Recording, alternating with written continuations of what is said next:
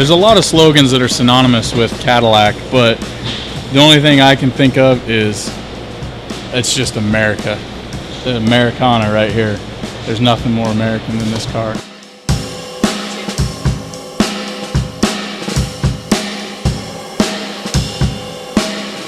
When they were getting rid of the Grand Nationals, they made the GNX as kind of a collector item. There's only 547 of these that were ever made. All of them are numbered on the dash.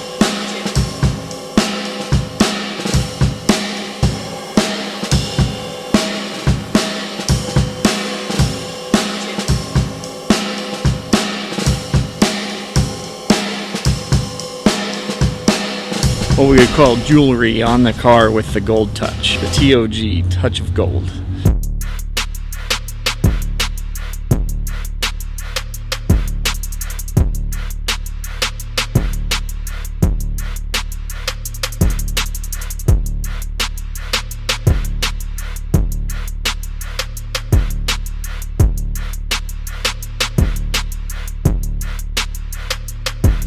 So we got the 87 Buick GNX in here. Did a full Ridetech suspension on it. New upper lower arms, new rear arms, front and rear sway bars, and changed it to all Ridetech coilovers. Just to give the thing a little bit better ride, a little bit better stance. The GNX is the last of the Grand National line. So when they were getting rid of the Grand Nationals, they made the GNX as kind of a collector item. There's only 547 of these that were ever made. All of them are numbered on the dash. So pretty unique. They've got the 3.8 liter turbocharged V6 in them. Makes some pretty cool power, and just all around kind of a neat car, just because it is such an oddity and, you know, such a rare thing. Also, we added 18-inch wheels to it. They're a remake of the original wheel, just 2 inches bigger than the original to give it more of a, you know, more of a cool stance, more of a cool look, but still have an original feel to it when you're looking at it. So.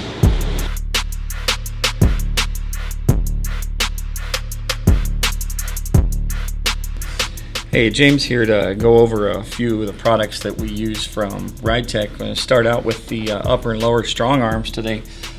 These are tubular arms for strength, also have adjustments made in the ball joint area to get better caster and camber. Delrin bushings.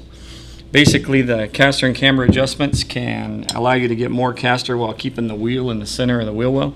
Also offer better turning and no bump steer. And here we have our rear strong arms, which are made for better strength to get the power to the road. Again, with the Delrin bushings and tubular design. Everything comes nicely black powder coated, Zert fittings for maintenance. And these coilover kits come with the front and rear muscle bar sway bars.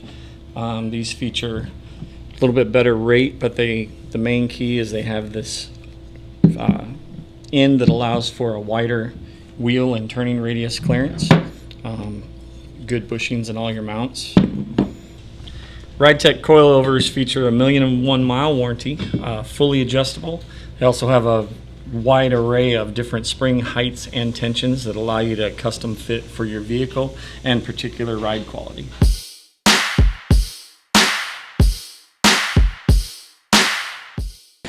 Today I'm working on the 1990 350 Sport. It's our new shop truck.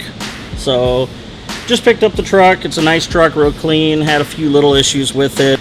Was real low, rode really rough, and set crooked. So got into it, started investigating. Realized that the former owner had just cut the factory coils, laid it down on the factory shocks, and it was riding on the bump stops.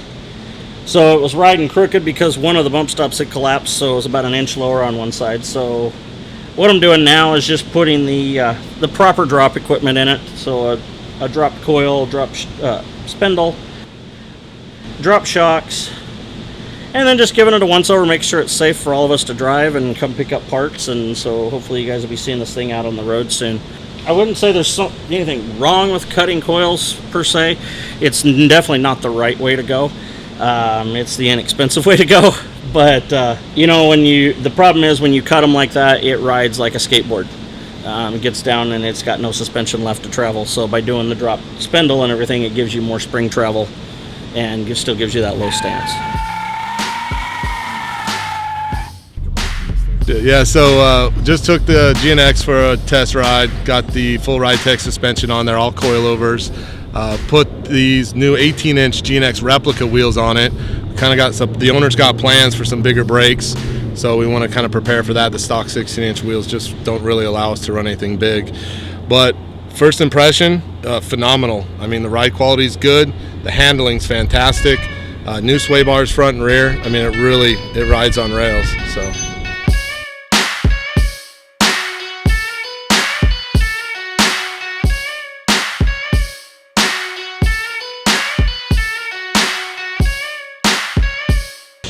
So today's project is a 2016 Escalade. We're doing a 2-3 drop from McGauhys on it. Basically the front, we got drop spindles and A-arms, rear's coil spring and shock adjusters.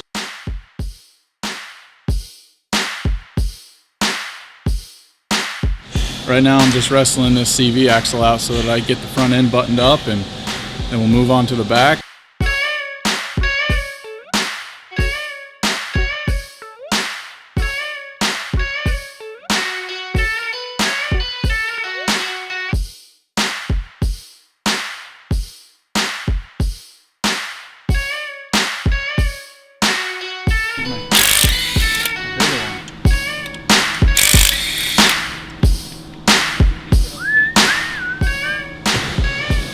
So in the rear, all it is a drop coil spring and shock relocator. Simple install.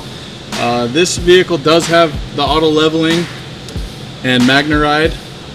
So there's going to be some adjustment on the level sensors, and we offer these little rods that can be trimmed down. There's instructions on, depending on the drop you do, how long it should be from eye to eye. So it just takes all the guesswork out to get your level sensors back in place. Other than that, it's super simple and straightforward. This thing will be riding low and looking good on the 24-inch wheels the customer just got for it, so we'll get going.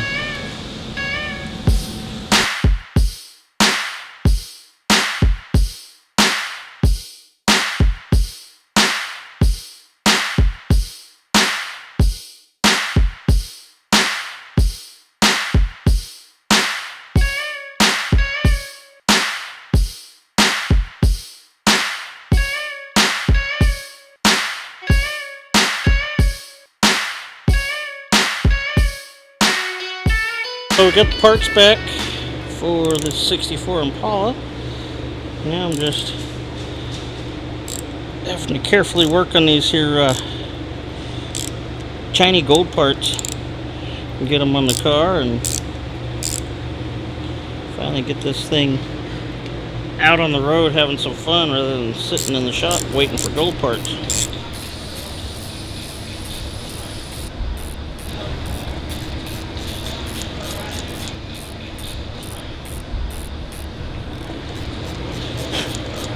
It turned out really nice. Seems to be real high quality work, real nice plating, and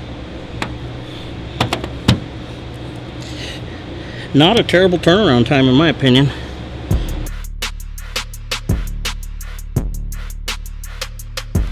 So the 64 Impala that we did with the Ridetech air ride system, he later added the center gold Daytons, and then after viewing that, decided that we needed to add some gold accents to the car. So we took the stuff to have it plated, had to be re-chrome plated and then gold plated due to the age, and so we just have a good mix of what we would call jewelry on the car with the gold touch, the TOG, touch of gold. When the chrome is newer, they can actually gold plate right onto it, but at an actual chroming facility where they do gold, they take it, strip it, polish it, re-chrome it, and then apply the gold to the surface, so you get a lot cleaner, clearer gold that way. So when you're running a center gold wheel, you can leave it alone all chrome with center golds, or a lot of times it's good to add a little bit of gold to the car. I'm also a big fan of just triple gold wheels with all gold trim and chrome as well. So it's kind of a process or a choice, but this is a nice balance here with A little here, a little there, nice balance.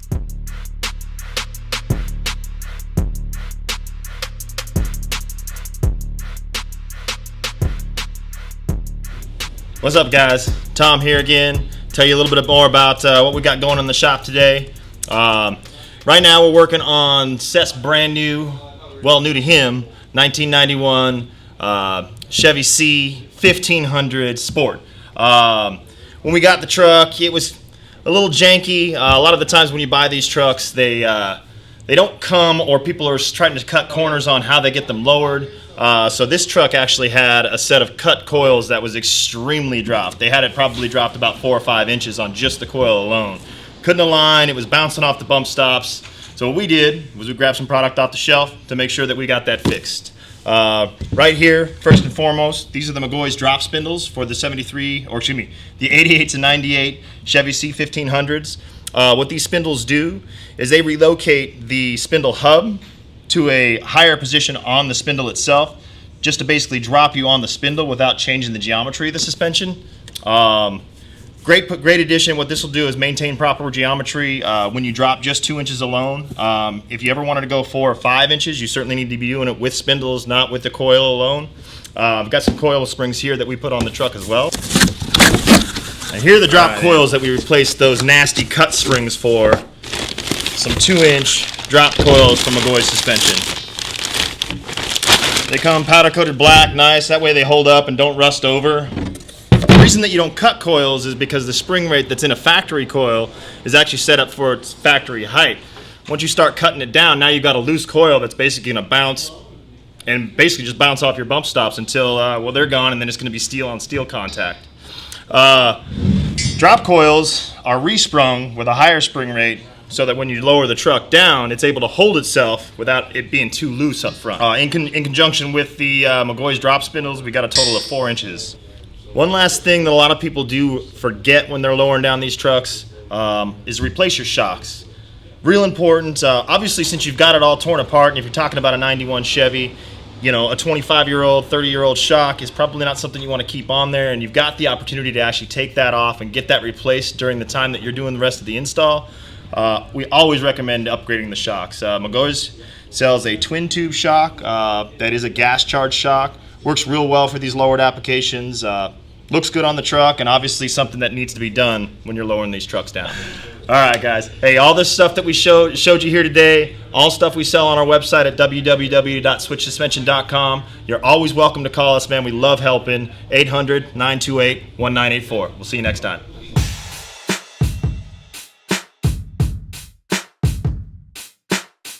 So during the gold plating process, you lose the black background paint that gives this the definition.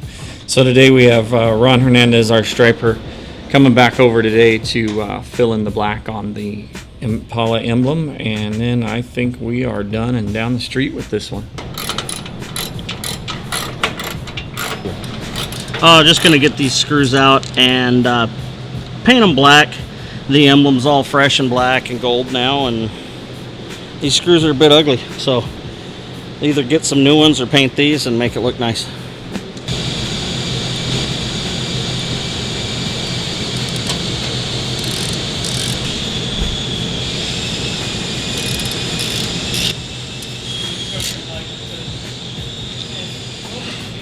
And there you go.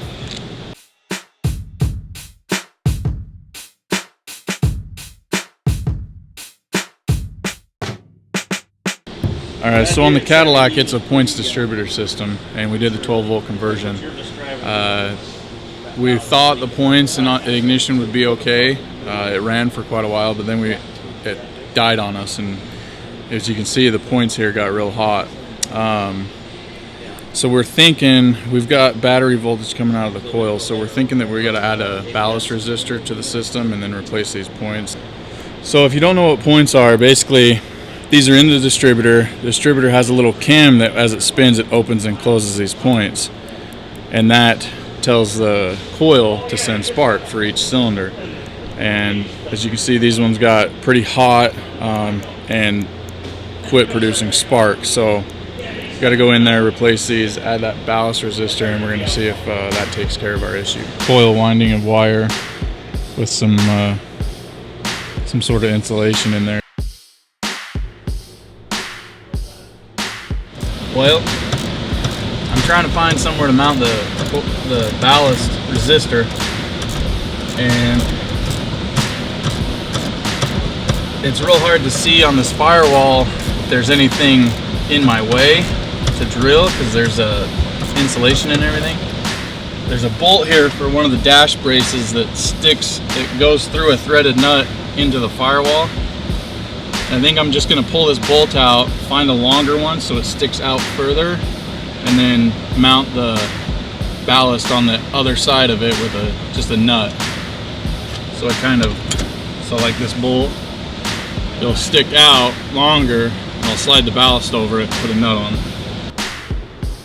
This is just like a kind of a cloth style abrasive resistant tape. I'm just using it because it kind of mimics the old wiring in this car, so this bright ass orange wire doesn't stick out. It'll kind of blend in there, and kind of have the original looks to it still. All right, so we've got everything buttoned up on the Caddy. All the suspension's done. I'm just gonna go through a little bit with you guys everything that we did on this car, because as you saw along the way, we did a lot of fabricating and a lot of one-off pieces for this car. So starting in the front, we've got factory control arms, and then the bag cups that we made, upper and lower. E-level sensors mounted up here. We've got the shortened sway bar links so that the sway bar works properly. Front's pretty basic. The spring cups, we just had to have our own heights for the amount of travel that we needed on here. We sell a You Build It kit, which basically gives you a chunk of pipe, some end plates, and you can cut it to length. That's basically what we did here. So in the rear, this is where a lot of the work was done. We basically had to make everything from scratch. Pulled out the leaf springs, came up with this 2-link bar setup, used the factory leaf mount here. We've got the diagonal track bar here, keep the axle centered side to side. They call them behind the axle back brackets, but we flipped them around so they're in front of the axle now. Factory cross member that we reused here for the upper mount. Ridetech shocks. So yeah, everything back here was made from scratch. It either started as a plate of steel or a chunk of tubing that we cut down and fabricated into the parts you see here. So now all that's left to do is go for a test drive.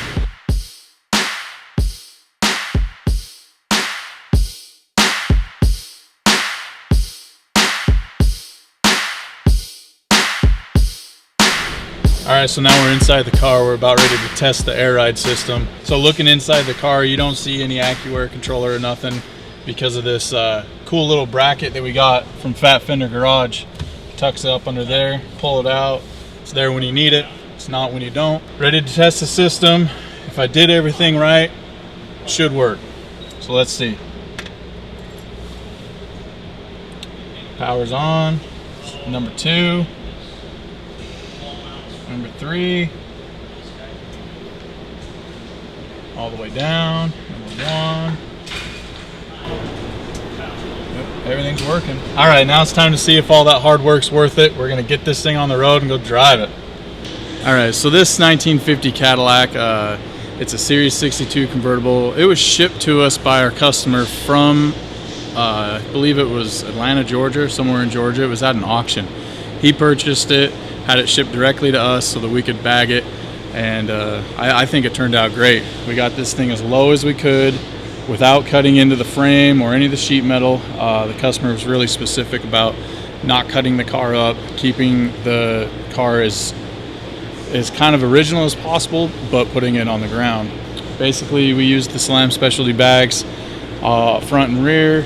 I believe there's 6-inch bags in the front, 7-inch bags in the rear. And then using factory control arms in the front, we just made our own bag cups, 2-link setup in the rear, the Accuair management, of course, the CVT, E-level, just all the bells and whistles for this car. It's such a nice, original car. We didn't want to spare any expense. We put all the best components in it that we have, and I think it turned out great. I'm real happy with it. It's super low, it rides great, and it's just going to be a great car to be cruising in.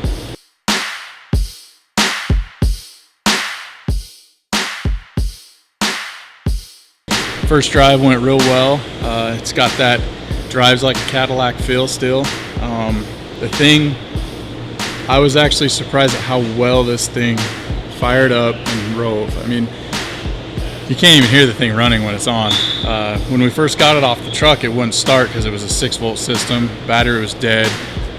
We didn't have a 6-volt charger in the shop to charge it, so we just went ahead and did the 12-volt conversion that we had to do for all the air management. As soon as we put in that conversion kit and hooked it up to 12 volts, as soon as we pushed that button, it fired right up. I've heard that these old Cadillac engines are called sewing machine engines because they're so quiet, and it's true. It's insane. You can't even tell it's running. Just you have to watch the belt spin to know that it's running. It's just an awesome car. I mean, everything in it's original. It's kind of a time capsule. There's a lot of slogans that are synonymous with Cadillac, but the only thing I can think of is it's just America. The Americarna right here. There's nothing more American than this car. America, the greatest country. God damn it. America, the greatest country in the planet.